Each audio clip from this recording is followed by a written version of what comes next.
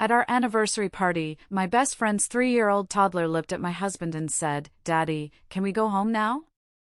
The room went silent, the glass slipped from my hand. And so did everything I thought I knew. All the guests turned to stare at me. What I did next made them regret everything. Hello, everyone. Thank you for being here with me today. Before I begin my story, I'd love to know which city you're joining us from. Please feel free to share in the comments. Now, let me take you into this story. The champagne glass slipped from my fingers, just like my entire world was slipping away. I remember the sound it made, a sharp, crystalline crack against the marble floor of our anniversary party. Crystal shards scattered everywhere, and in each tiny piece, I could see a reflection of the lies I'd been living for 3 years. The lies I never even knew existed until that very moment.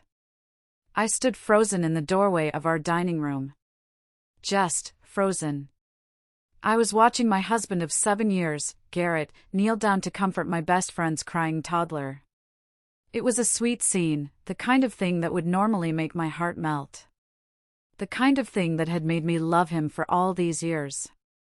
But the child's next words, those words would shatter everything. Everything I thought I knew about my life, my marriage, and the people I trusted most in this world. "Daddy, can we go home now?" Little Delia whispered it.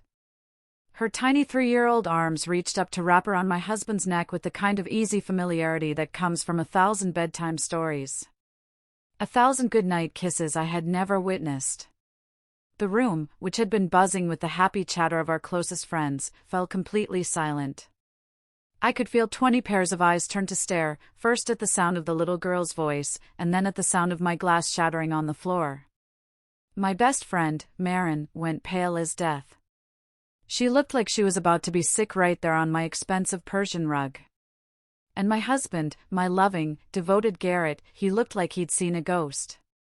But I was the one who felt like I was dying. Just 3 hours earlier, I had been the happiest woman alive. Truly. Our 7th wedding anniversary party was perfect, exactly as I'd planned it, down to the last detail. I've always been a planner, you see. I like things to be just so. White roses everywhere, their scent filling our beautiful home. A soft jazz trio playing in the corner. Our closest friends and family, all gathered to celebrate what I believed with every fiber of my being was an unbreakable love. I wore the emerald green dress that made my eyes sparkle, the one Garrett always said was his favorite. He'd picked it out for me on a trip to the city a few years back. "It matches your eyes, Audrey," he'd said, his voice soft. "It makes them look like jewels." My dark hair was swept up in an elegant bun, a few tendrils escaping to frame my face. I felt radiant. I felt cherished. After 7 years of marriage, 7 years of building a life together, I still got butterflies when he looked at me from across a crowded room. "You look absolutely stunning tonight," my sister, Corinne, whispered as she helped me arrange the dessert table. The cake was a 3-tiered masterpiece, lemon with raspberry filling, our wedding flavor. "I swear, you and Garrett still act like newlyweds." I smiled, my heart so full it felt like it could burst. "I'm the luckiest woman in the world," I told her, and I believed it. Oh, how I believed it. If only I had known how wrong I was. Garrett moved through the party like the perfect host he always was. He was a successful architect, you know. Tall, handsome, with these kind brown eyes that had captured my heart back in college. He had a way of making everyone feel like they were the most important person in the room. He was charming, attentive, making sure everyone's glass was full, laughing at their jokes. Everyone loved him. Especially me. Speech. It was Nolan, his business partner, raising his wine glass. Garrett laughed and pulled me close, his arm warm and solid around my waist. It felt like home. All right, he said, his voice carrying easily through the room. He cleared his throat as everyone quieted down. 7 years ago, he began, his eyes finding mine, I married my best friend, my soulmate, my everything. He paused, and I felt my own eyes start to well up. Audrey, you've made every day of my life better just by being in it. You are my rock, my inspiration, my home. The guests clapped as he leaned in and kissed my cheek. I felt tears of pure joy prick my eyes. This was my life. This perfect, wonderful man was my husband. Here's to 7 more years, he continued, raising his glass high. And 70 after that. Everyone cheered and drank. I pressed myself closer to him, breathing in his familiar cologne, a scent of sandalwood and something clean, like fresh linen. I felt safe. I felt loved. I felt complete. That's when Marin appeared at my elbow, with 3-year-old Delia balanced on her hip. Marin. My best friend since high school. We'd been through everything together: awkward teenage years, first heartbreaks, college exams, my wedding. When her ex left her high and dry the moment she told him she was pregnant, I was the one who held her while she cried. I was the one who drove her to doctor's appointments and helped her build the crib. She looked tired tonight, with dark circles under her eyes, but she was still beautiful. She'd been a single mom for 3 years, and I'd been trying to help her as much as I possibly could. I loved Delia like she was my own niece. I'd babysit whenever Marin needed a break, I'd bring them groceries when I knew money was tight for her. I was her support system. That's what best friends do, right? This party is incredible, Audrey, Marin said, bouncing Delia gently on her hip. You really outdid yourself. I wanted it to be perfect, I replied, reaching out to tickle Delia's chin. The little girl giggled and hid her face in her mother's shoulder. She had these big, brown eyes, just like, well, I never thought about who they were just like. Mama, I'm sleepy, Delia whined, her little voice muffled. I know, baby. We'll go home soon, Marin soothed. An idea popped into my head. It was the most natural thing in the world. Why don't you put her down in the guest room? I suggested. She can nap until you're ready to leave. No need to rush off. Marin hesitated for a second. Just a flicker. Are you sure? I don't want to impose. Don't be silly, I insisted, waving her concern away. Delia is always welcome here. You know that. I watched Marin carry Delia upstairs, and a familiar ache settled in my chest. Garrett and I had been trying for children for 2 years. 2 long, frustrating years of temperature charts, ovulation kits, and doctor's appointments. The specialist said there was nothing physically wrong with either of us. Sometimes these things just take time, they'd say with a comforting, professional smile. But watching Marin with Delia, seeing that easy, maternal love, it always made my heart ache with a deep, painful longing. A longing for a child of my own. A child with Garrett.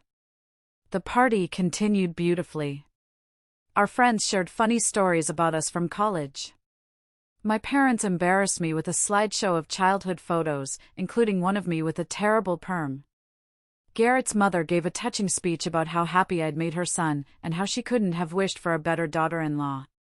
It was all so perfect. A perfect celebration of a perfect life. Around 10 o'clock, people started to leave. I was in the kitchen, wrapping up some of the leftover anniversary cake, when I heard Delia crying upstairs. The poor thing was probably confused, waking up in a strange place. I'll go check on her, Garrett called out from the living room, already heading for the stairs before I could even respond. He was always so good with her.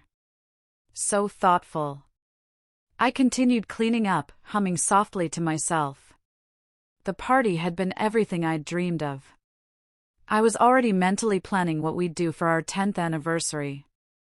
Maybe a trip to Italy, back to where we had our honeymoon. That's when I heard footsteps on the stairs. Garrett's heavy tread, and lighter, quicker ones behind him. Marin must have gone up to get Delia. I walked toward the dining room to say goodbye, still smiling, still glowing with a happiness that felt like it would last forever. And then my world exploded. Delia was crying, but not the tired, fussy crying from before. This was a desperate, wanting cry. She was reaching for Garrett, her little arms outstretched. "Daddy, can we go home now?" The word. That one, single word. Daddy.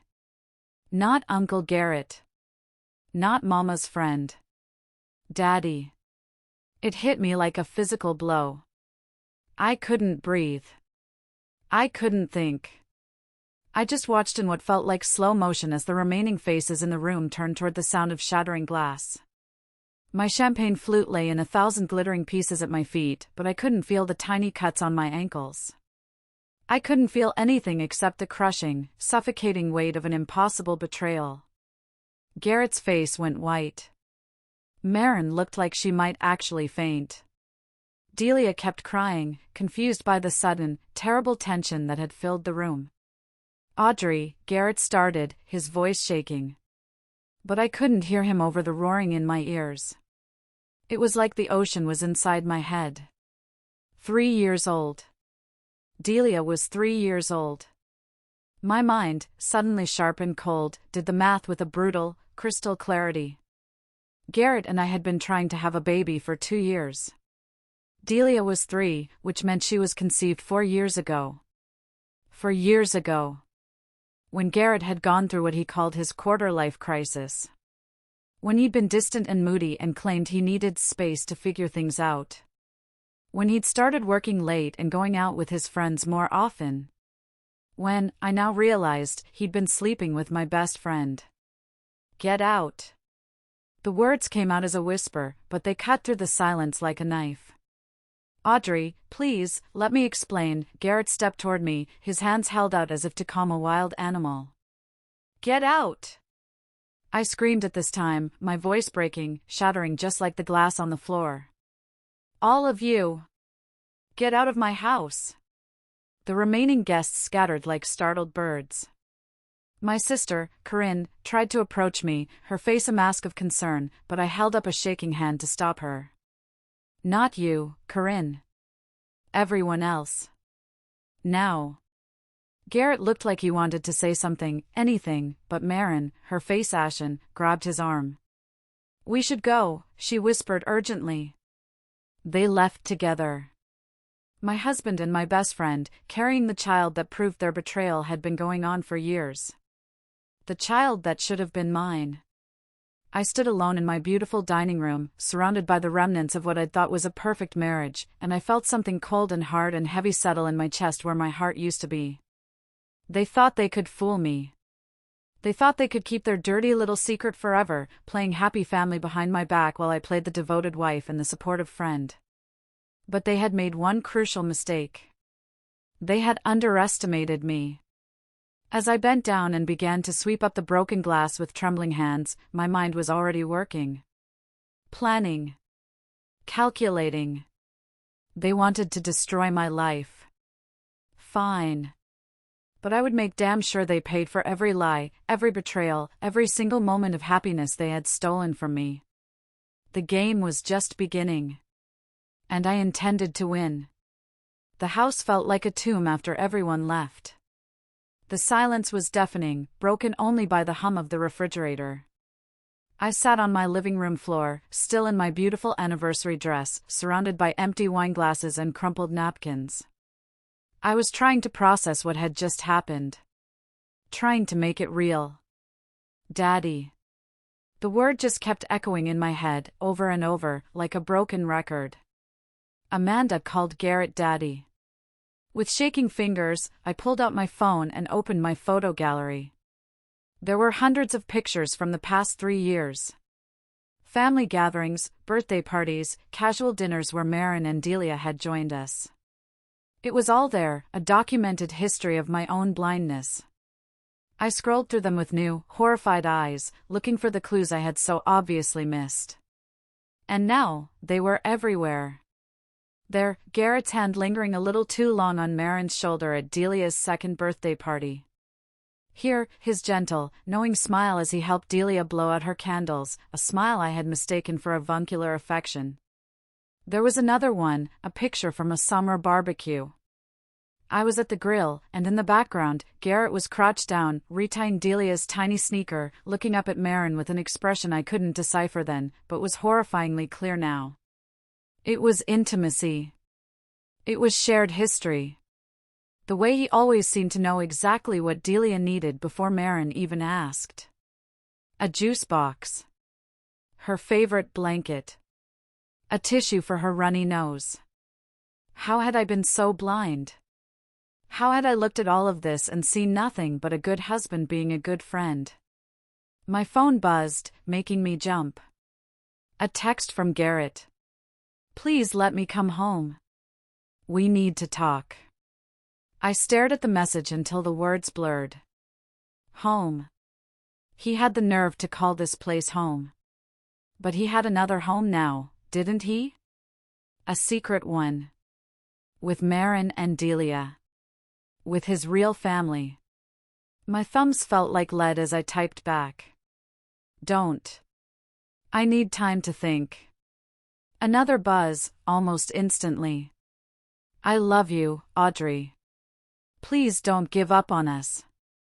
I almost laughed. A bitter, ugly sound filled the empty room. He loved me. He loved me so much that he'd been living a double life for years. He loved me so much that he'd let me believe I was his whole world while he was busy building another one right behind my back. He loved me so much he had a child with my best friend. I couldn't stand it anymore. I turned off my phone and walked upstairs to our bedroom. Our bedroom. Everything looked the same. Our wedding photo on the nightstand, us, so young and happy, smiling without a care in the world. Garrett's clothes were still in the closet, his book was on his side of the bed, face down, marking his page. But it all felt like props in a play. A sick, twisted play I'd been unknowingly performing in for years. I don't know what I was looking for. Evidence. Proof. Something tangible to hold onto in this nightmare. I opened his nightstand drawer. Inside was his passport, some old receipts, a half-empty bottle of aspirin, and a small, dark blue velvet box I had never seen before. It wasn't the kind of box for a ring. It was smaller, flatter. My hands trembled as I opened it. Inside, nestled on a bed of white satin, was a delicate silver bracelet. A little girl's bracelet. There was a tiny charm hanging from it, the letter D. Delia's bracelet. The receipt was still in the box, tucked underneath the satin. Purchased 3 months ago from an expensive jewelry store downtown. The date on it made my stomach clench. It was the same week Garrett had told me he was working late every night on a big project, that the deadline was killing him. He'd been too tired for our usual date night. Too busy to talk. He hadn't been buying blueprints, he'd been buying gifts for his daughter. While I was at home, planning our anniversary party, dreaming of the children we would have together someday, he was out buying jewelry for the child he already had. I sank onto the edge of the bed, clutching the little bracelet in my hand. The cold silver felt like it was burning my skin. And the tears came then. Hot, angry tears that felt like they might never stop. I cried for the marriage I thought I had. I cried for the friend I thought I could trust. I cried for the naive, stupid woman who'd actually believed in happily ever after. But underneath the grief, something else was growing.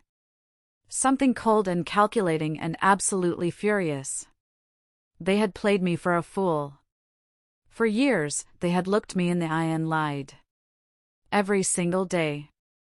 They had let me babysit their child. They had let me bring them groceries.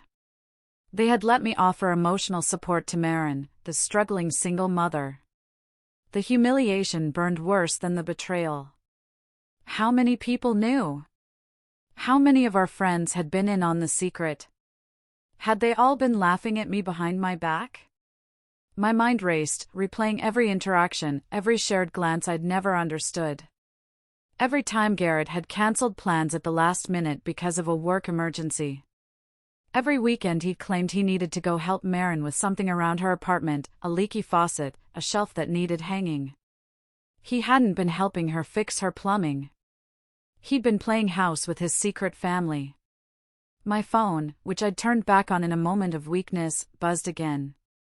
This time it was Marin. "Audrey, I'm so sorry. I never meant for you to find out this way. Can we please talk?" I stared at her message, and all I could see was her face, streaked with tears, crying on my shoulder about how hard it was to be alone. All the time she'd thanked me for being such a good friend, for always being there for her and Delia. She wasn't sorry she did it. She was sorry she got caught. I typed back, my fingers flying across the screen. "There's nothing to talk about. You made your choice 4 years ago." Her response came immediately. "It's not what you think. It's complicated. Complicated." As if there was some explanation that could possibly make this okay. As if there was some version of this story where they weren't the villains and I wasn't the victim. But I was done being the victim. I walked into my home office and opened my laptop. The screen illuminated my face in the dark room. If they wanted to play games, fine. I could play games, too. But I was going to play to win. Garrett was a successful architect with a reputation to protect. Marin worked as a marketing coordinator for a family-friendly non-profit organization. They both had these carefully constructed lives that depended on people seeing them as good, moral, trustworthy individuals. What would happen if those carefully constructed lives came crashing down? I opened a new document. I started making lists. Garrett's clients. His business partners. His professional associations. Marin's coworkers. Her boss. The board members of her nonprofit. Our mutual friends. Our families. Our social circles. Everyone who needed to know the truth about who they really were. But I had to be smart about this. Calculated. Methodical. If I was going to destroy them, I needed to do it right. I needed evidence. Documentation. Proof that couldn't be denied or explained away as the ramblings of a scorned wife. I typed a title at the top of the blank page. Project Payback. Then, I started planning their downfall. I didn't sleep that night. Not a single wink.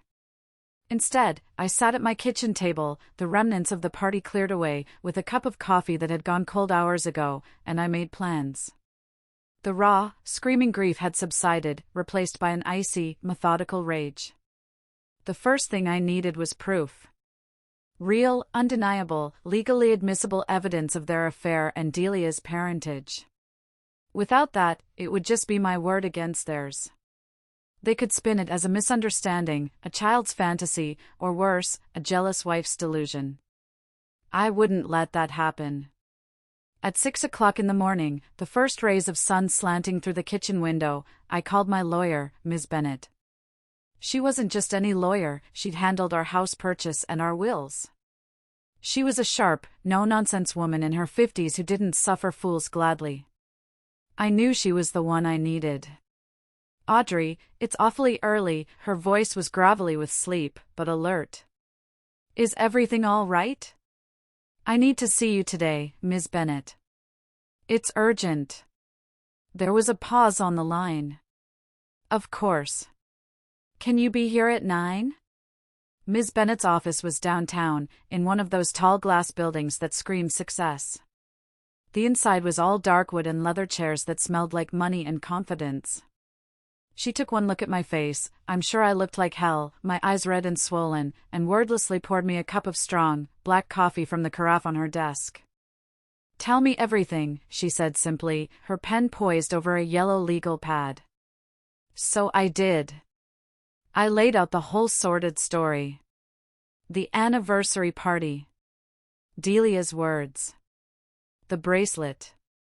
The 4 years of lies. I tried to keep my voice steady, to present the facts without breaking down. Ms. Bennett listened without interruption, her expression unreadable, just taking precise notes in her neat handwriting. I want a divorce, I finished, my voice finally cracking on the last word. And I want to make sure Garrett doesn't get a penny more than he's legally entitled to. In fact, I want to make sure he gets less. Ms. Bennet leaned back in her high-backed leather chair, tapping her pen against her chin. First things first, she said, her voice calm and authoritative. We need to establish paternity. Without that, this is all just speculation in the eyes of the court. How do we do that? DNA test.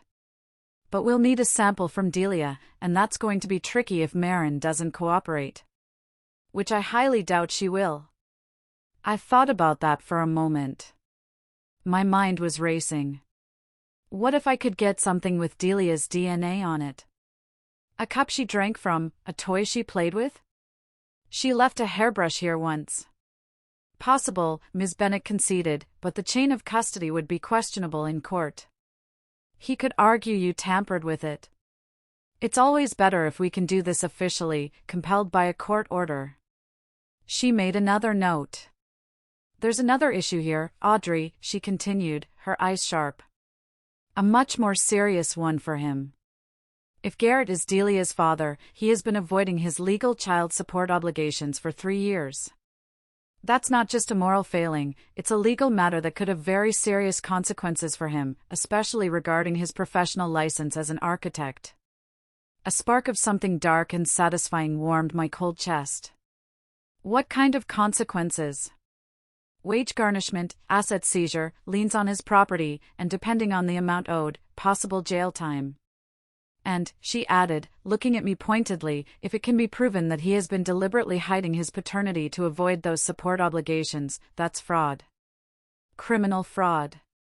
Good, I said, and I meant it. The word felt solid and real in my mouth. Ms. Bennet raised an eyebrow. Audrey, I understand you're angry. You have every right to be. But we need to be strategic here. If you come across as vindictive in the divorce proceedings, it could hurt you. The judge might see it as you trying to punish him, not just seek a fair settlement. I met her gaze, my own expression hardening. I'm not vindictive, Ms. Bennet, I replied calmly. I'm thorough. After leaving her office, my head swimming with legal strategies and a renewed sense of purpose, I drove to Garrett's architectural firm. I'd been there dozens of times over the years. Company Christmas parties, bringing him lunch on days he was swamped, picking him up for dinner dates. The receptionist, Monica, a sweet woman with a perpetually cheerful smile, knew me well. Mrs. Hayes. How lovely to see you, she chirped as I walked in. Garrett's in a meeting right now, but I can let him know you're here. Actually, Monica, I'm here to see you, I said, summoning the brightest, most convincing smile I could manage. My cheeks ached from the effort. Oh. I'm planning a surprise party for Garrett's birthday next month, I said, leaning conspiratorially over the reception desk. And I need to check his schedule to make sure I pick the right date. You know how he is with his deadlines. Monica beamed, completely taken in. Oh, how wonderful. He's so lucky to have you. If only she knew. Could you possibly print out his calendar for the past few months? I want to make sure I avoid any important client meetings or deadlines he might have coming up. Of course, she said, already clicking away on her computer. Should I go back to January? Actually, I said, thinking fast, could you go back further? Maybe to this time last year? I want to see the pattern of his busy seasons, to make sure I don't plan it during another crunch time. It was a plausible lie. As Monica's printer whirred to life, spitting out months and months of Garrett's carefully documented schedule, I felt like a detective gathering evidence for a trial. Every late meeting, every weekend site visit, every business trip would now be scrutinized, cross-referenced with the lies he had told me. Here you go, Monica said, handing me a thick stack of papers. I hope the party is wonderful. Oh, it will be, I assured her, my voice laced with an irony only I could understand. It will be absolutely unforgettable. My next stop was Marin's apartment complex. I'd been there countless times, bringing over pizza for a girls' night in, helping her assemble IKEA furniture. But now I was looking at it with different eyes. It was a nice place, 2 bedrooms in a good neighborhood. A little too nice for someone on a non-profit salary with no child support coming in.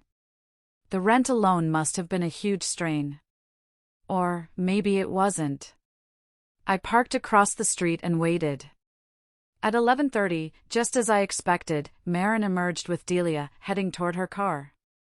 I followed at a distance as they drove to a pediatrician's office a few miles away. A routine checkup, probably. While they were inside, an idea, a long shot, came to me. I called the office from my cell phone, altering my voice slightly, making it a bit higher, a bit more rushed. "Hi, this is Amanda's aunt," I said to the receptionist who answered.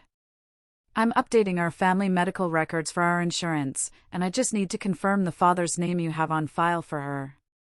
"I'm sorry, ma'am, but due to privacy laws, I can't give out patient information over the phone." Her voice was polite but firm. "Oh, of course, I completely understand," I said quickly. "Could you just confirm if the father's name on file starts with a G? I just want to make sure we have the right paperwork here. It's all so confusing." There was a pause. I held my breath. "Ma'am, as I said, you'll need to come into the office with proper identification and a signed authorization from the child's mother to access any medical records." I hung up, frustrated, but not surprised. Medical records were heavily protected for good reason. I would have to find another way. I followed them from the doctor's office to a small park. Delia ran straight to the playground, squealing with delight, while Maren sat on a bench, looking exhausted and staring into space. I watched from my car, parked under the shade of a large oak tree. I watched Delia climb the slide and swing on the swings. And I saw it then, so clearly it was like a punch to the gut. She had Garrett's eyes. The same shape, the same shade of warm brown. How had I never noticed that before? My phone rang, startling me. Garrett's name flashed on the screen. I let it go to voicemail, my heart pounding in my chest. A moment later, I listened to his message. His voice was strained, tired. "Audrey, please. I know you're angry, and you have every right to be. But we need to talk about this like adults. I'm coming home tonight, whether you want me to or not. This is my house, too. His house. Our house. The house we had bought together with dreams of filling it with children. Our children. Children that he'd already had with someone else." I drove home and spent the rest of the afternoon going through our financial records. Bank statements, credit card bills, investment accounts, everything I could find in the filing cabinet in our office. Ms. Bennett was right. I needed to be thorough. And what I found made my blood boil. It wasn't one big thing. It was 1,000 little cuts. A pattern of deception stretching back for years. Cash withdrawals, always from ATMs near Maren's apartment, that coincided with Delia's birthday and Christmas. Charges at expensive toy stores and children's clothing shops that Garrett had explained away as gifts for Nolan's kids. And then I found it. The smoking gun. A recurring monthly payment, sent electronically to something called Sunshine Daycare. I had never questioned it. Garrett handled most of our finances, he was better with numbers, he'd always said. He was an architect, after all. I had trusted him. He had been supporting his secret family with our money. My money. Money from the joint account that my salary helped fund. The salary from my marketing job, the money I worked hard for.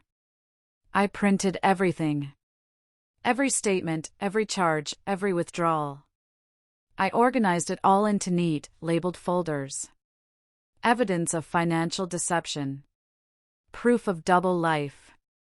At 6 o'clock, I heard his key in the front door. I was sitting at the kitchen table, the folders spread out before me like a declaration of war, when he walked in. He looked terrible. Unshaven, his clothes wrinkled from the day before, dark circles under his eyes. "Audrey," he said softly. "Thank you for letting me come home." "This isn't your home anymore," I replied, my voice flat. I didn't look up from the bank statements in front of me. "I'm just letting you get your things." He sat down across from me, the heavy oak table feeling like a courtroom bench between us. He reached for my hand, but I pulled it away as if his touch was poison. "Please," he begged, his voice cracking. "Let me explain." "Explain what?" I finally looked up at him, and I saw him physically recoil from whatever he saw in my eyes. "Explain that you've been cheating on me for 4 years? That you have a daughter you never told me about? Or that you've been stealing from our joint account to support your other family?" Garrett flinched as if I'd slapped him. "It's not stealing. It's my money, too." "Is it?" I let a cold, dead smile touch my lips. "I've been doing some math, Garrett. Some very interesting math." I slid a single sheet of paper across the table toward him. A spreadsheet I'd created. "This is a conservative estimate of how much you've spent on Marin and Delia over the past 3 years. Daycare, clothes, toys, cash withdrawals, probably helping with her rent. Want to guess what the total is?" He glanced at the paper and all the color drained from his face. $47,000, I continued, my voice deadly calm. Money that came out of our joint account. Money that I helped earn. Money that you spent on your secret family while telling me we needed to be careful with our finances because we were saving for our future. For our fertility treatments. For our future children's college fund. "Audrey," he whispered, his head in his hands. "I'm not finished." My voice was ice. "I also found the jewelry receipt. The bracelet you bought for Delia. A very expensive bracelet. It was purchased the same week you told me we couldn't afford to go on vacation this year because business was slow." Garrett buried his face in his hands, his shoulders shaking.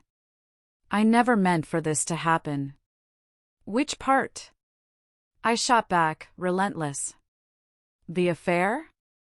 Getting her pregnant? Lying to me for 4 years?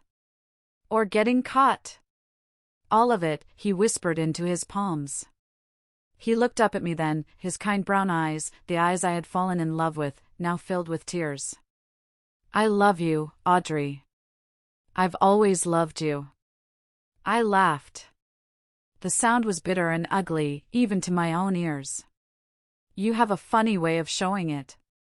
"It started as a mistake," he said desperately, leaning forward. "A terrible mistake. Marin and we were both going through rough patches.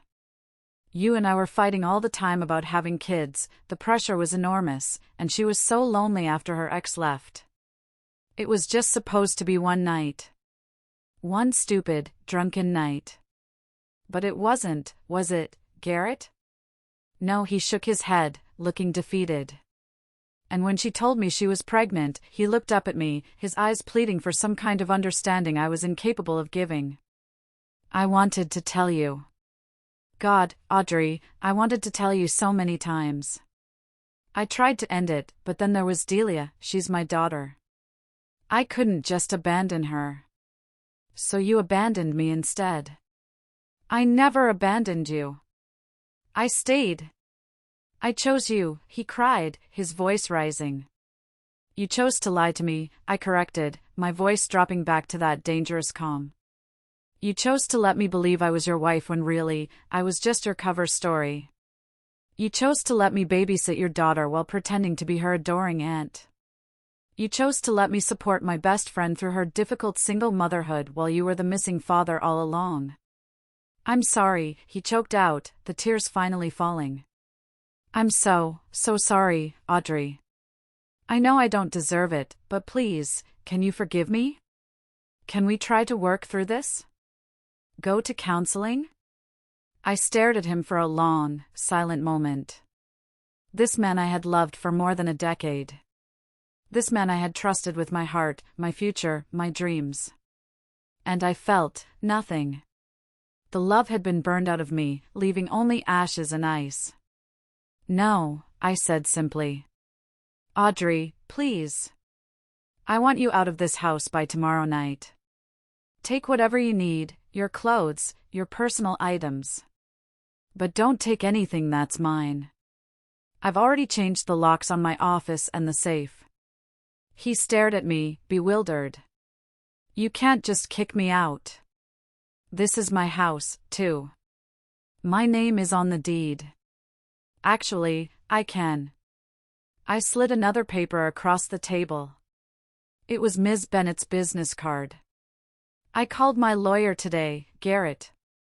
Did you know that in this state, adultery has a significant impact on property division in a divorce? Especially when there's proven financial deception involved. It's called dissipation of marital assets. His face went white. You're divorcing me. I'm destroying you, I corrected him softly. There's a difference. He stared at me as if he had never seen me before. This isn't you, Audrey. You're not vindictive. You're kind and forgiving, and stupid, I finished for him. Apparently, stupid enough to believe your lies for 4 years. But I'm not stupid anymore. I stood up, gathering my papers into a neat stack. What are you going to do? He asked, his voice barely a whisper. I smiled, and it felt like stretching ice across my face. I'm going to make sure everyone knows exactly who you really are. Your clients, your business partner Nolan, your family, everyone who thinks you're such a good, honest man. His eyes widened in horror. You'll ruin my career. You should have thought of that before you decided to ruin my life. I walked toward the stairs, then paused and turned back to look at him, a broken man sitting at my kitchen table. Oh, and Garrett? I said, my voice sweet as poison. You might want to call a lawyer. Because when the state finds out you've been avoiding child support for 3 years, you're going to need one. I left him sitting there, surrounded by the evidence of his betrayal, and went upstairs to pack his bags. The war had officially begun. Garrett was gone by the next evening, just as I demanded. He didn't fight. He didn't argue. He packed his clothes and personal items with the defeated air of a man who knew he'd already lost. I watched from the upstairs window as he loaded boxes into the trunk of his car, and I felt nothing but a cold, hard satisfaction. The love was gone, the grief was gone, all that remained was the mission. He tried one last time to talk to me, standing in the doorway with tears in his eyes, looking pathetic. I know you hate me right now, he'd said, his voice thick. But someday, when you're not so angry, maybe you'll remember that we were happy once. Maybe you'll remember that I did love you. The only thing I'll remember, I'd replied, my voice devoid of any emotion, is that you're a liar and a cheat. Everything else was just an act. I closed the door in his face and slid the deadbolt home. The sound was final. Now, the house was mine again. It was silent and clean and finally free of his presence. I walked through the rooms, reclaiming my space, touching the furniture, breathing in the air that no longer held the scent of his cologne. And I planned my next moves. Ms. Bennett had filed the divorce papers that morning. Garrett would be served at his office the next day, in front of his colleagues, and hopefully, in front of a client. I had specifically requested that timing. But the divorce, as I told him, was just the beginning. I'd spent the day making phone calls, sending emails, planting the seeds that would soon grow into the complete and utter destruction of his professional life. It was amazing how quickly people turned on someone they trusted when they learned the truth. My first call had been to Garrett's biggest client, Giovanni Development Corporation. The irony of the name wasn't lost on me. They were a family-owned company, building a massive family-friendly resort, and their lead architect had been hiding his own secret family for years. I asked to speak directly to the president, Mr. Giovanni.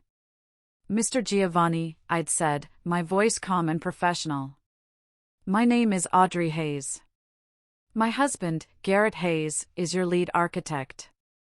I thought you should know, as a matter of professional integrity, that my husband has been living a double life. He has a 3-year-old daughter he has never publicly acknowledged, and I have discovered he has been misappropriating our marital assets to support his secret family. I have documentation to prove it. The silence on the other end of the line had been deafening. Mrs. Hayes, he finally said, his voice heavy. These are very serious accusations. I know, I'd assured him. I have bank records, receipts, photographs. I'm filing for divorce on the grounds of adultery and financial fraud. I simply thought you'd want to know what kind of man is representing your family-focused brand before this becomes public knowledge. By the end of the day, I got a call from a friend who worked at the firm. Giovanni Development had called an emergency meeting to review Garrett's contract. The first domino had fallen. My second call had been to the state's Child Support Enforcement Agency. I provided them with Delia's full name, Marin's address, and all of Garrett's employment and financial information. I was methodical. I was thorough. We will begin an investigation immediately, the caseworker on the phone had told me, her voice clipped and efficient. If paternity is established and he has been avoiding his support obligations, we can pursue back support plus interest and penalties. We can also garnish wages and seize assets to ensure payment. How long does that usually take? I'd asked. Once we have DNA confirmation, we move fast, Mrs. Hayes. The state of this fine union doesn't like deadbeat dads. Perfect. My third call had been to Heather's boss at the nonprofit, Families First. Again, the irony. I had been more subtle there. I couldn't make direct accusations without proof she knew he was married, though I knew she did. So, I played the part of a concerned acquaintance. I expressed my deep sadness and concern about Marin's personal situation and how it might affect her ability to represent an organization focused on family values. I just think you should be aware, I'd said carefully, my voice full of fake sympathy, that Marin has been involved in a long-term, very messy affair with a married man, and it's about to become a very public, very ugly divorce. There's a child involved. I'm not sure that aligns with your organization's mission. I would hate for your donors to find out through the gossip columns. The conversation had been brief, but I could hear the alarm bells ringing in her boss's voice. Nonprofits lived and died by their reputations. Any hint of scandal, especially one involving adultery and a secret child, could cost them thousands in donations and funding. The second domino was teetering. Now, I was preparing for phase 2 of my plan. I had invited our entire social circle to a dinner party this weekend. All the friends who had been at our anniversary celebration, plus a few others who needed to hear the story. The invitation, sent by email, had been carefully worded. Please join me for an intimate dinner party this Saturday as I share some important news about recent changes in my life. Your friendship and support mean everything to me during this difficult time. Everyone had accepted. Of course they had. They were curious. They were concerned. They were eager to help their poor friend Audrey through whatever crisis she was facing. They had no idea they were coming to witness Garrett and Marin's social execution. I spent Thursday shopping for the dinner party. I went to the fancy grocery store, the one we usually saved for special occasions. I selected the menu with the same meticulous care I had once put into planning our anniversary celebration. I decided to make Garrett's favorite meal, osso buco, slow braised to perfection, with a creamy risotto. But this time, I wasn't celebrating love. I was celebrating justice. Friday morning brought the first fruits of my labor. My phone rang. It was Garrett. His voice was no longer pleading, it was shaking with rage. What did you do? He yelled into the phone. Giovanni Development just fired me. They terminated my contract. That was my biggest client, Audrey. My masterpiece. I told them the truth, I replied calmly, sipping my morning coffee. I thought they deserved to know what kind of man they were employing. You destroyed my career. That project was going to make my career. You destroyed your career, Garrett, when you decided to live a double life. You destroyed it when you slept with my best friend. I just made sure the right people found out about it. Audrey, please, his voice cracked, the anger replaced by a sudden, pathetic desperation. I have a daughter to support now. I need that job. My salary. The irony was so thick, so delicious, I almost choked on it. You should have thought about supporting your daughter 3 years ago, Garrett. But don't worry, I added sweetly. The state will make sure you support her now. Whether you have a job or not. I hung up on his sputtering protests and immediately called Ms. Bennett.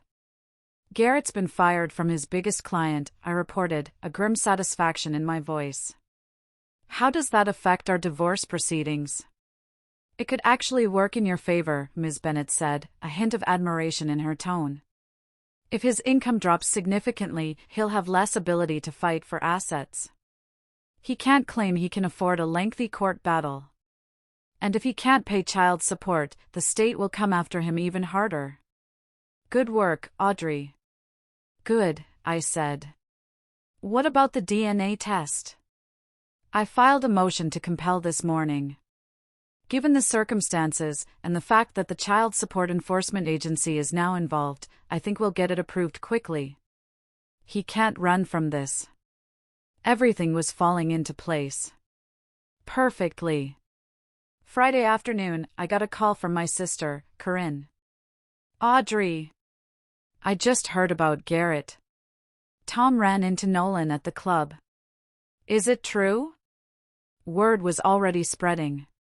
Exactly as I'd planned. I'm better than okay, Corinne, I told her, my voice clear and strong. I'm free.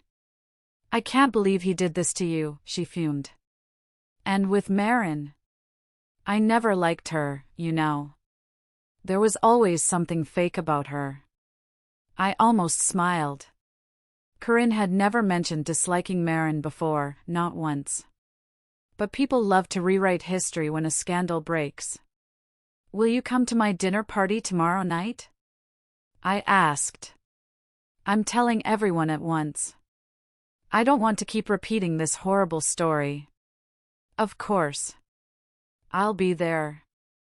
Do you need help with anything? Just bring your appetite, I said. And maybe a taste for drama. Saturday evening arrived crisp and clear. I'd spent the day preparing for my guests, cooking Garrett's favorite meal with a bitter, satisfying irony. This was going to be his last supper in our social circle. It might as well be memorable. The guests arrived promptly at 7. Corinne and her husband Tom. Our college friends Marcus and Jennifer.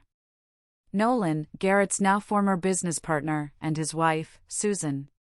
My work colleague, Grace, and several others. A jury of our peers. Notably absent, of course, were Garrett and Marin. I hadn't invited them, but I knew they'd hear about it. Oh, they would hear about every last detail. Where's Garrett? Jennifer asked as I served cocktails, her brow furrowed with concern. Is he working late again?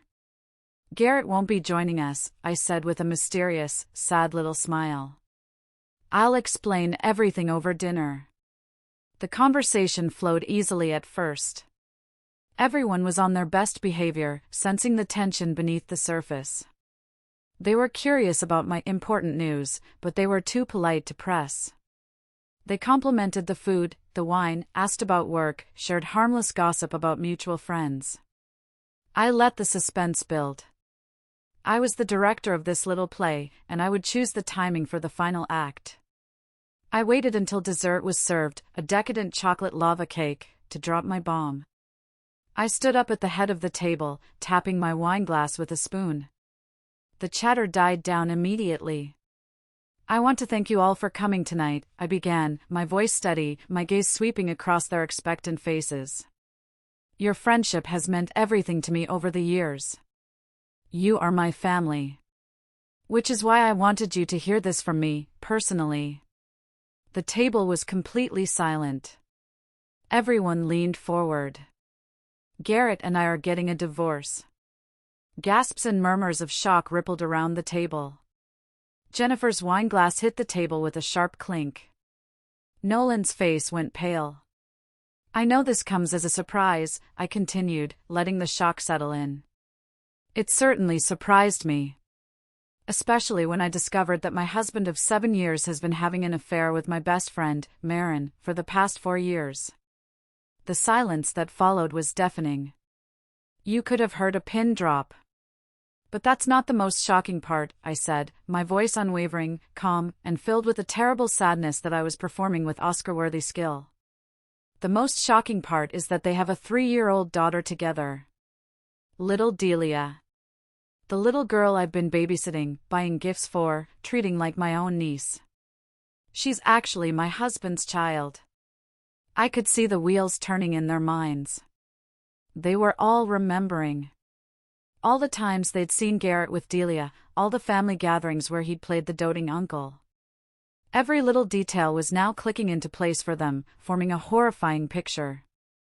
I found out at our anniversary party, I continued, my voice breaking just enough to be convincing. When Delia called Garrett Daddy in front of everyone.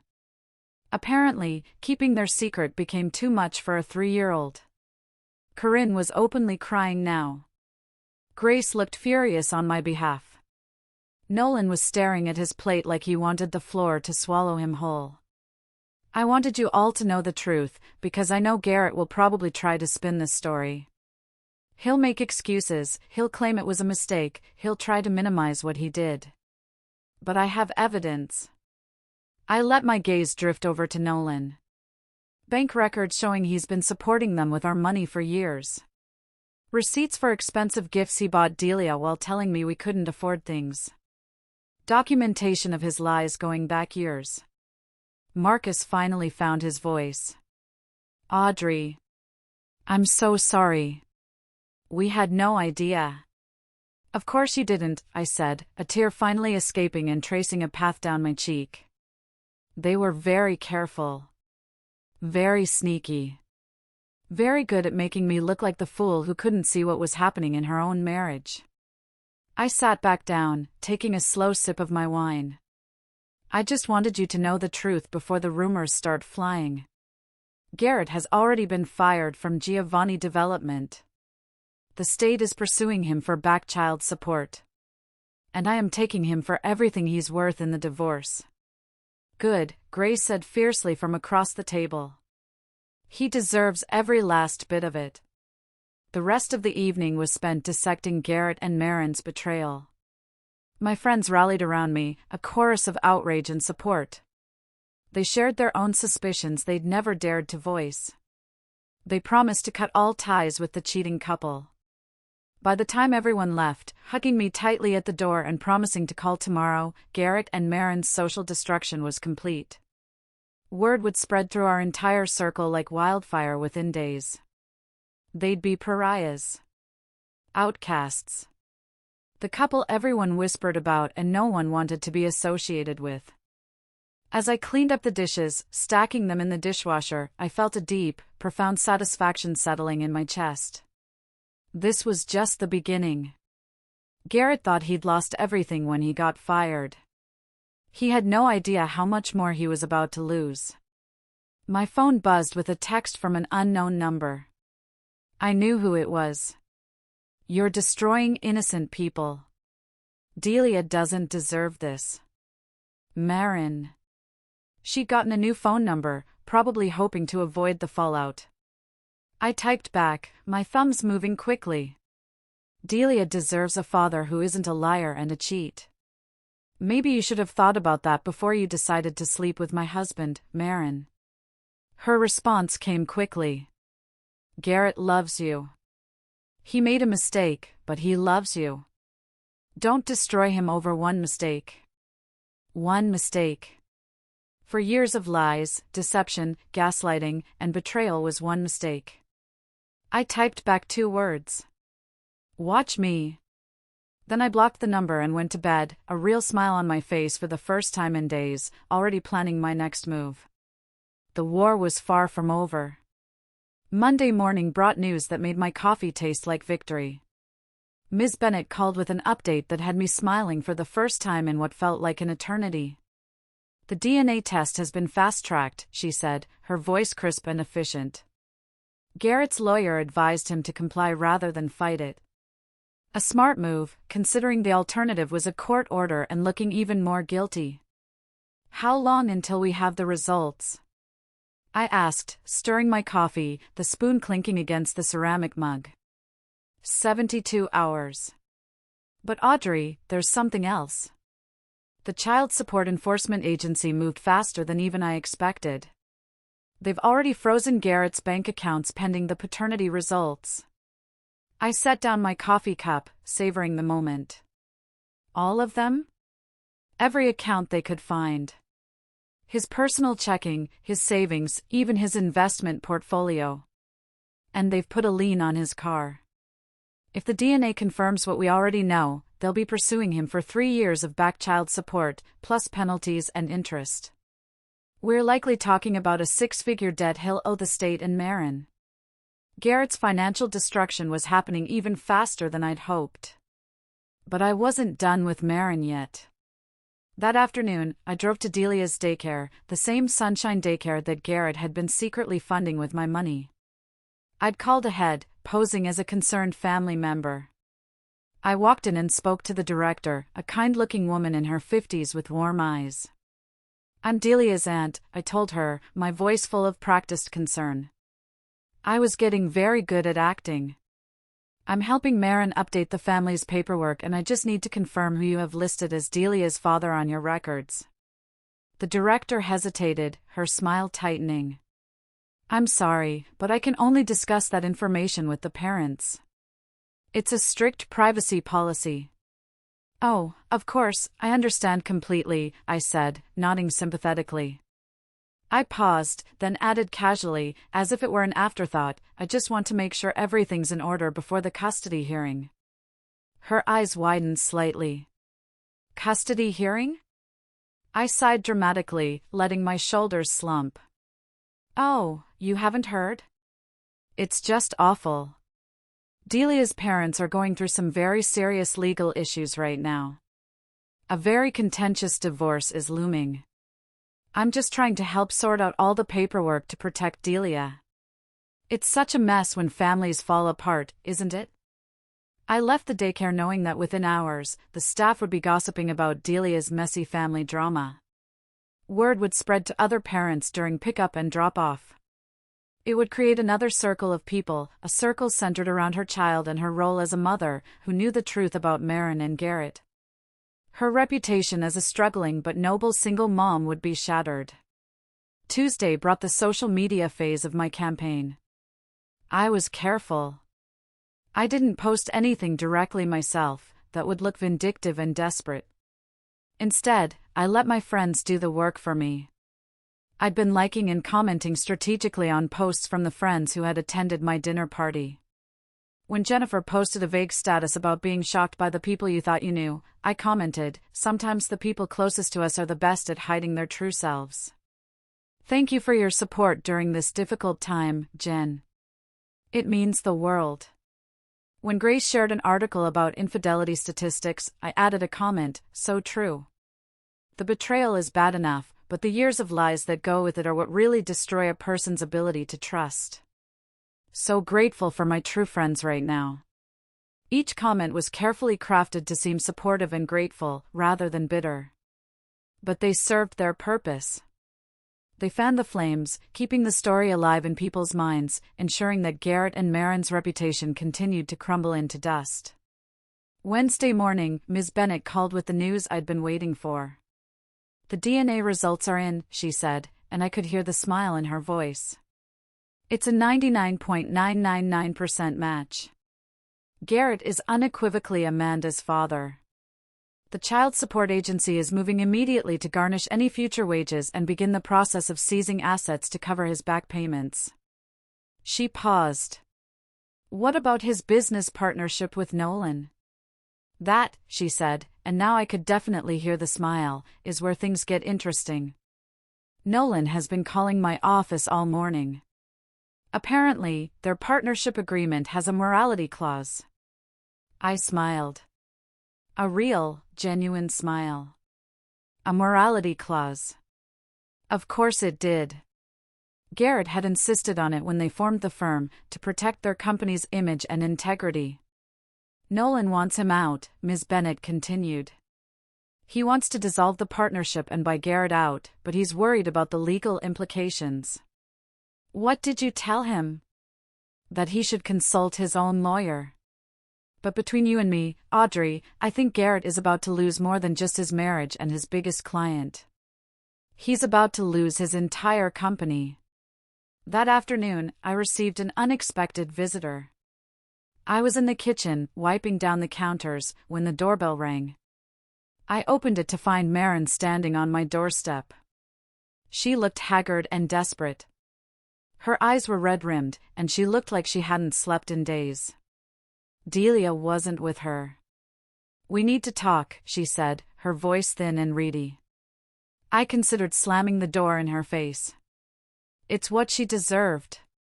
But curiosity, and a desire to see her squirm, won out. 5 minutes, I said, my voice cold. She followed me into the living room, perching nervously on the edge of the couch where she had sat so many times before, laughing and drinking wine with me as my friend. "You have to stop this," she said without preamble, her hands twisting in her lap. "Garrett's lost his job. His accounts are frozen. Now Nolan is talking about dissolving their partnership. You're destroying him." "I'm not destroying him," I replied calmly, standing with my arms crossed. "I'm just making sure people know who he really is. The truth has a way of doing the rest." "Delia needs her father," she pleaded. "If you ruin him completely, how is he supposed to support her? The state is demanding a huge sum for his back child support, money we don't have." The irony was so breathtaking it almost made me laugh. Delia needed her father 4 years ago, Maren. And 3 years ago. And 2 years ago. Where was your concern for his ability to support her then? When you were happily cashing checks funded by my salary? Maren's eyes filled with tears. The same tears she had used to manipulate me for years. "I know we hurt you, Audrey. I know what we did was wrong, but Delia is innocent in all of this." "You're right," I said, my voice softening for a fraction of a second before hardening again. "Delia is innocent. Which is why she deserves better than to be raised by parents who are liars and cheaters." "Garrett was going to leave you for me," she burst out, the words tumbling out in a desperate rush. I stared at her. "He was," she insisted, her voice rising. "He was going to tell you everything after your anniversary. We had it all planned out. He was just waiting for the right time." "You're lying." "I'm not. He loves me, Audrey. He loves Delia. He only stayed with you all this time because he felt guilty, because he didn't know how to tell you without hurting you." The words hit me like a series of physical blows. This wasn't just an affair. It wasn't just a mistake. It was a plan. My entire life, my marriage, was just an obstacle they were waiting to clear away. They had been planning my replacement. But I kept my expression neutral. I wouldn't give her the satisfaction of seeing me break. "If that's true," I said slowly, "then I guess I did him a favor by finding out first. Now he's free to be with you, without the burden of all that guilt." Maren's face crumpled. "You don't understand. My job is in jeopardy. People at work are talking. Delia's daycare is asking questions. You're not just hurting Garrett. You're hurting us, too." "Good," I said simply. She stared at me as if I'd slapped her. "This isn't you, Audrey. You're not cruel." "You're right," I said, taking a step toward her. The old Audrey wasn't cruel. The old Audrey was trusting and naive and stupid enough to believe her best friend and her husband were good people. But that Audrey is gone. You and Garrett killed her. I stood up, signaling that our conversation was over. You have 2 minutes left. She stood too, desperation making her voice shrill. What do you want? Money? A public apology? What will it take for you to stop this? I looked her right in the eye. I want you to suffer, I said quietly. I want you to lose everything, just like I did. I want you to know what it feels like to have your entire life destroyed by the people you trusted most. We never meant. Get out, my voice was ice. And don't you ever come back to my house again. After she left, I poured myself a large glass of wine and sat in my garden, the evening air cool on my skin. Garrett had been planning to leave me anyway. Their betrayal wasn't just about sex or even a secret child. It was about my complete and total replacement. The knowledge should have hurt more, but instead, it just poured more fuel on the fire of my rage. It made me even more determined to see this through to the bitter end. Thursday brought the final domino. David, Garrett's partner, called me personally, something he'd never done before. Audrey, I'm so sorry to bother you at home, he said, his voice strained. But I need to ask you something about Garrett. What do you want to know, David? Is it true? I mean, I've been going through our company books since this all came out, and there are some irregularities. Is it possible that he's been using company resources for personal expenses? I smiled. Garrett had been sloppy. He'd been arrogant. He'd mixed his business and personal finances, thinking no one would ever check. I couldn't say for certain, David, I said, feigning ignorance. You'd have to ask Garrett about that. I'm asking you because Garrett's not exactly trustworthy right now. David's voice was tight with anger. If he's been embezzling from the company we built together. If I were you, David, I said helpfully, I'd suggest you hire a forensic accountant. They're very good at finding financial irregularities. After I hung up, I felt a deep, profound satisfaction. Garrett hadn't just been stealing from our marriage. He'd been stealing from his business partner, too. David would find the evidence. And Garrett would face criminal charges on top of everything else. Friday afternoon, Ms. Bennett called with the final update. It's over, Audrey, she said. Garrett's agreed to all our terms. He's not fighting anymore. He gets his clothes and his personal effects. You get the house, the investments, and the majority of the liquid assets. He's also agreed to pay you spousal support for 3 years. What about his business? David is buying him out for pennies on the dollar. Garrett needs the money to pay his legal fees and the mountain of back child support he owes. He's essentially starting over with nothing. I closed my eyes, feeling a weight I didn't even know I was carrying lift from my shoulders. And Marin? I asked, one last loose end. Lost her job yesterday, Ms. Bennett said. Apparently, the nonprofits board decided she wasn't a good fit for their family values mission after all. Perfect. That evening, I sat in my beautiful house, my house now, in every sense of the word, and I opened a bottle of the best champagne. Not to celebrate love this time, but to celebrate justice. My phone buzzed with one final text from Garrett. I hope you're happy now. I typed back a single sentence. I'm getting there.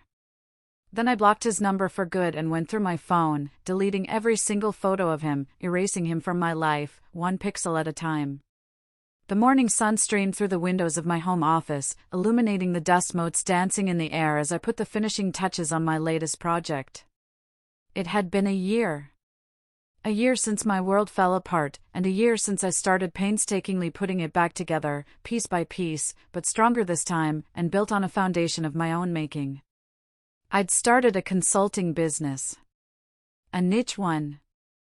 I help other women navigate contentious divorce proceedings, particularly cases involving infidelity and financial deception. And my business was thriving. Apparently, there were a lot of women out there who needed someone in their corner who understood betrayal and knew how to fight back. My doorbell rang, and I opened it to find a delivery man holding a large, beautiful bouquet of flowers, lilies and roses. The card was from my newest client, a woman whose husband had been embezzling from their joint business for years to fund his gambling addiction. We had just won her a massive settlement. "Thank you for helping me get my life back," the card read. I smiled, a real, genuine smile, as I arranged the flowers in a vase on my kitchen counter. Helping other women reclaim their power, their finances, their lives, it had become my passion. Each case was different, but the deep, satisfying feeling of watching cheaters and liars finally face the consequences of their actions never got old. My phone rang. Ms. Bennett's name appeared on the screen. We still kept in touch. "Good news, Audrey," she said without preamble. "I thought you'd want to know. Garrett's been sentenced." I sat down, my heart giving a little flutter. "And?" 6 months in jail for embezzlement. Nolan's testimony, along with the evidence from the forensic accountant, was particularly damaging. He'll be out in 4 with good behavior, but he'll have a criminal record. His career as an architect is over. She paused. And Maren is still unemployed. Word is she's moved back in with her parents in Ohio. Garrett's child support payments, which are being garnished from what little he can make doing odd jobs, barely cover Delia's basic needs. I felt a flicker of something. It might have been sympathy for Delia, the innocent child caught in the middle of this toxic mess, but it passed quickly. The little girl was better off knowing the truth about her parents now than growing up surrounded by their web of lies. "There's something else," Ms. Bennett continued, and I could hear the humor in her voice. "Garrett's lawyer reached out last week. He wanted to know if you'd be willing to write a character reference for his sentencing hearing, to speak to his better nature. I laughed. I actually laughed out loud, a full, hearty laugh. "You're kidding me. What did you tell him?" "I told him you'd consider it for a non-negotiable fee of $50,000, paid in advance." "And?" "Strangely," she said dryly, "they declined. If you're still listening to this point, please do me a favor and like this video, and comment the number 1 below. It lets me know that you're amazing, and I understand that you're right here with me on this whole journey. Your support is a tremendous encouragement that cheers me on. Please, comment with a number 1 so I can see you, and now, let me tell you the rest of my story." After hanging up with Ms. Bennett, I walked through my house, admiring the changes I'd made. New furniture, a fresh coat of paint in calming shades of blue and gray. The family photos on the wall no longer included Garrett's lying face, they were pictures of me with Corinne, my parents, my friends, my real family. It was truly my house now. My sanctuary. A home built on truth instead of deception. I know what some of you might be thinking. The old Audrey certainly would have. She would have felt guilty about Garrett's downfall. She would have wondered if she'd gone too far, if she'd been too harsh, if she'd destroyed too much. But the old Audrey had been weak. She'd been naive. She believed in fairy tales and happy endings and the inherent goodness of people who didn't deserve an ounce of her trust. The new Audrey, the woman I am today, knows better. She understands that sometimes, the only way to get justice is to take it for yourself, with both hands. She knows that people who systematically destroy others' lives deserve to have their own lives dismantled in return. My phone buzzed with a text from my sister, Corinne. "Lunch today?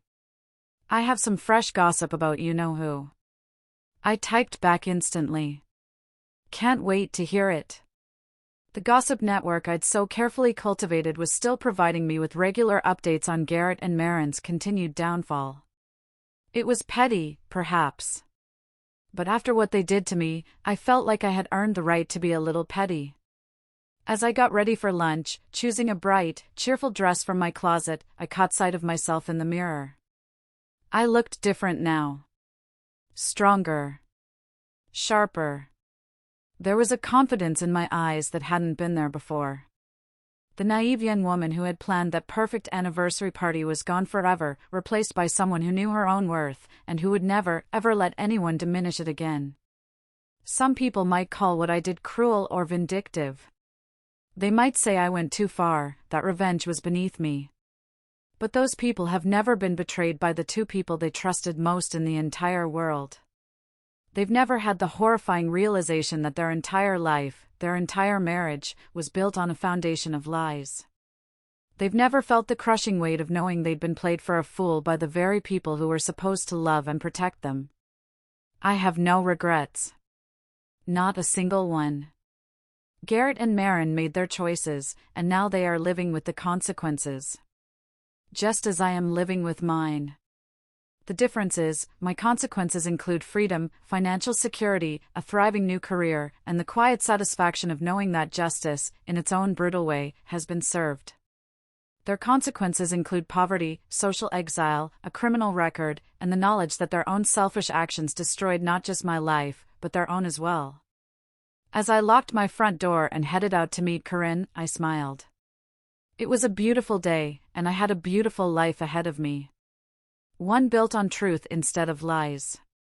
Strength instead of naivety. And justice instead of blind trust. The old Audrey might have forgiven them eventually. She might have found it in her heart to move on without destroying them in return.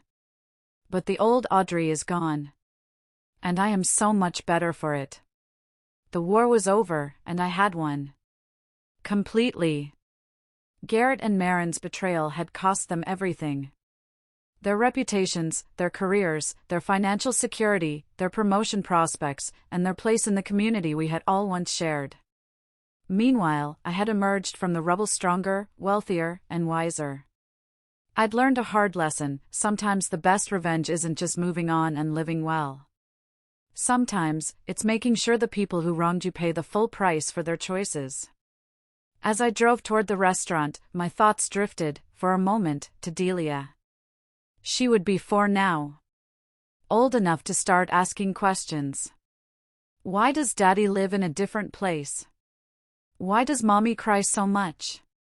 Why did we have to move in with Grandma and Grandpa? Someday, she would learn the truth. She would learn about how her parents' selfishness and deceit had destroyed multiple lives. She would understand that actions have consequences, that betrayal comes with a price, and that some people will fight back, hard, when you try to destroy them. It would be a valuable lesson for her to learn. After all, the truth always comes out in the end. And when it does, the people who've been living lies have nowhere left to hide. I'd made sure of that. The game was over. And I had won every single round. Thank you all for listening to my story. It means so much to know you're here. If you've ever been through something like this, or if my story resonated with you, please leave a comment below. I read every single one. And please, don't forget to like this video and subscribe for more stories. Your support helps more than you know. Stay strong, everyone. And so, this story stands not just as a tale of betrayal and justice, but as a powerful reminder of the resilience of the human spirit. It teaches us that even in the face of the deepest pain, we have the strength to rise, rebuild, and reclaim our lives. Audrey's journey wasn't just about revenge, it was about rediscovering her worth, finding her voice, and refusing to let deceit define her future. It is a testament to the fact that sometimes, the hardest battles we face are the ones that shape us into our strongest selves. Life has a way of testing us, often through the people we trust the most. But through these trials, we learn the importance of self-respect, boundaries, and the courage to stand up for what we deserve. This story shows us that while forgiveness is a virtue, it is also okay to demand accountability and to prioritize our own healing and happiness above all else. It's a lesson in self-love and the transformative power of taking control of our own narrative. What did this story teach you about resilience and self-worth? Share your thoughts below, or leave a good if this reflection resonated with you. Remember, your story matters, and your strength is limitless.